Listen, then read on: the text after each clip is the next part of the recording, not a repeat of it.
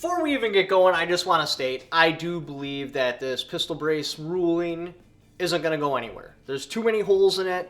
It has too much crazy rule changing / new lawmaking that the ATF isn't allowed to do. I believe it will ultimately get shut down. We're going to go to fantasy land for a second and pretend it doesn't. What would be the next logical step? Everybody knows that the whole bump stock thing, that was about seeing how far they could push Chevron deference. Sorry, I always have troubles pronouncing the second word and trying to make sure I do it correctly.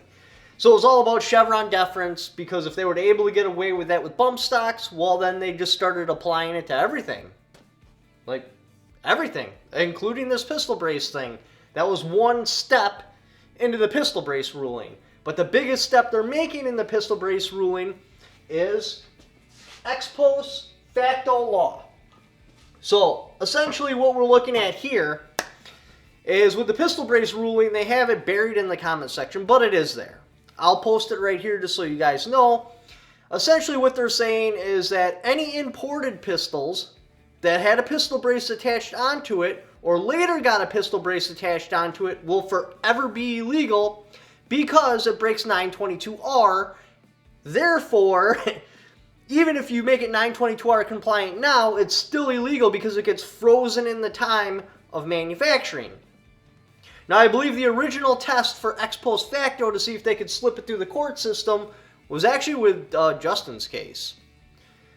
In my opinion, when he put his motion to dismiss in, the judge should have looked at, like, okay, so when did you declare his activity to be illegal? Did he do any of this activity past that date? The answer is no, because we declared it to be illegal after he was in jail for like 2 weeks. He was already locked up before they made a rule and said that he couldn't do what he was doing. The judge should have looked at that and been like, yeah, ex post facto, dude, get the hell out of here. And that, I believe, was their test, and they passed that test, so then now they're applying it to this. So the next logical step with this, knowing that they're going with ex post facto and 922R, would be the date of manufacturing. And that's what they're playing around with. That's the whole reason why they say that those pistols absolutely cannot be converted into an SBR, and they absolutely cannot have a pistol brace because it makes them an SBR, and if you have one, you have to destroy it unless somehow you're one of those weird people that bought like an AK pistol or a Strybog or something like that, and you left it in pistol configuration, which I assume that number is incredibly low. I personally don't know anyone that didn't immediately buy their pistol, and the first thing they did was jump online to order a pistol brace for it, just because it makes it safer, easier to control. It's just a better firearm altogether with a pistol brace attached to it. So, we're playing with date of manufacture. They're saying that basically, see, that don't even really make sense. They're saying that the day it was manufactured, it must stay in that configuration. That's what I'm getting out of it. Not a lawyer, not giving legal advice, and if you take legal advice from me, you're stealing. But it appears they're saying the date it manufactures, the date it was manufactured, that's the condition it's frozen. And that's why they're saying that if it had a pistol brace on it when it was manufactured, it was immediately a legal firearm, and if you put a pistol brace on it later, it's now an illegal firearm, and it is not possible to make them 922R compliant. The short story with 922R compliant is, back in the 90s, they came up with 922R to take a chunk out of AKs and make them more expensive. Because you had to switch more parts out, it made the AKs more expensive, and that was the PORS rifles, and they don't want the PORS to have rifles. PORS being blacks and Indians. It's the whole point. Remember, once they couldn't enforce Jim Crow laws anymore because blacks and Indians became citizens, they immediately followed up with the NFA and turned Jim Crow laws into gun laws. All out of fear, all ridiculous, all happened in one lifetime. And I do believe it will be corrected.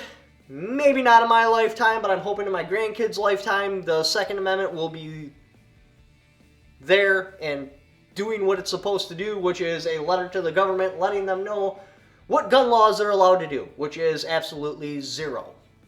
So, going to the date of manufacturing and saying that firearm was frozen in that particular time, it's nothing to just expand that a little farther and be like, every Sega 12, every Sega 47, that's frozen in time of the date it was manufactured, and it's only 922R compliant in that configuration, even if you switch parts out to put in a normal size magazine, or even if you change things out and make it 922R compliant, it doesn't matter.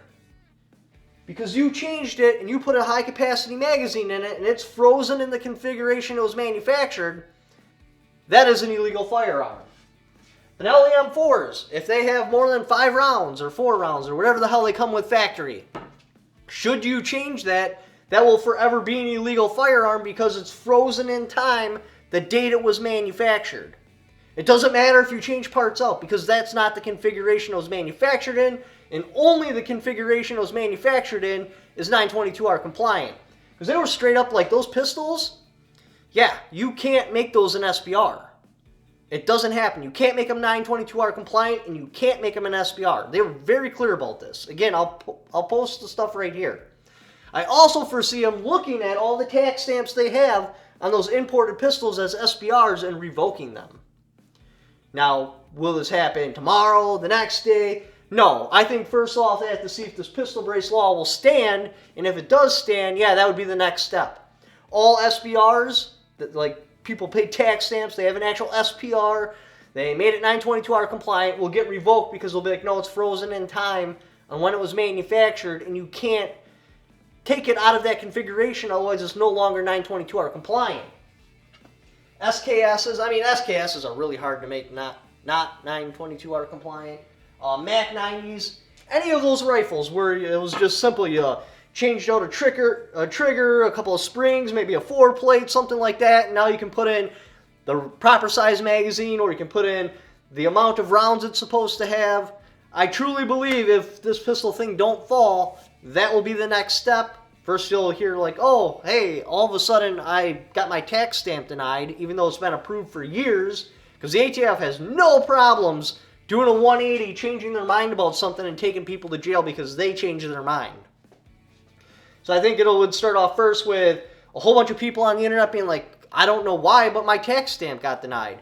I converted this to an SBR, I made it 922R compliant back in like 2001, so for the past over 10 years, it's been a registered SBR, and now I just got a letter saying the tax stamp's revoked and I can either turn my firearm in or have it destroyed.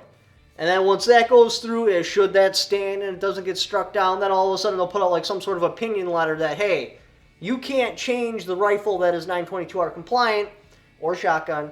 Otherwise, it will no longer be 922R compliant because we're talking about the date it's manufactured, and that's where it's frozen in time.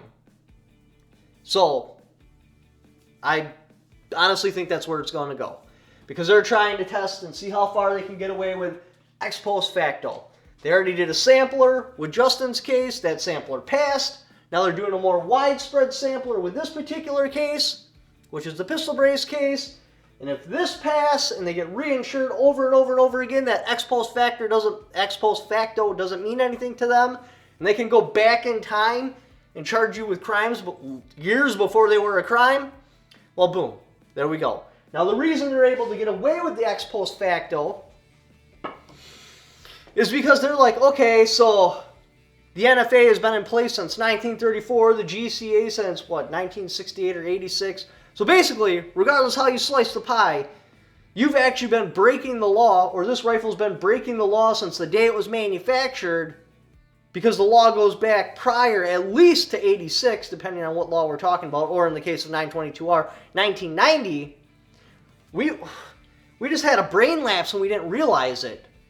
But now we figured it out. We have a better understanding. We've been enlightened. So yes, we did tell you that it was okay to, bring the Benelli to full capacity if you change out this list of parts, but we were wrong. So, because we were wrong, that is an illegal firearm, and once an illegal firearm, always an illegal firearm. That firearm must be destroyed. And it dates back to 1990. So even before the firearm was manufactured, it was already breaking the law. So, ex post facto don't matter because the law actually goes back to 1990. We just had a different opinion on it at that particular point in time. So we'll have to see how this all plays out. Again, though, I don't think the pistol brace thing's going to stand. Not leaving an out for the people that had the imported brace pistols coming into the country, like their only option is to destroy it or non-comply. They didn't leave them an out. No legal avenue they can really take besides destroying your own property, which nobody does. Like, what? I'm not going to run my pistol brace thing that I paid well over $1,000 for through a wood chipper. No, it's not going to happen. So they didn't leave an out for those people. And I think that in itself is more than enough to shut all this down. Anyway, if you guys would like to help support the channel, got my shoponlytacticfans.com right here. This is the best way to support the channel directly. Otherwise, you can donate directly on Patreon. I also have affiliate links in the description down below. And just by clicking on those links, even if you don't purchase that particular link is for, just clicking on it, doing the Amazon shopping you were already going to do anyway, and I'll kick back for it because you came there off my channel. Thank you for watching. Don't forget to subscribe.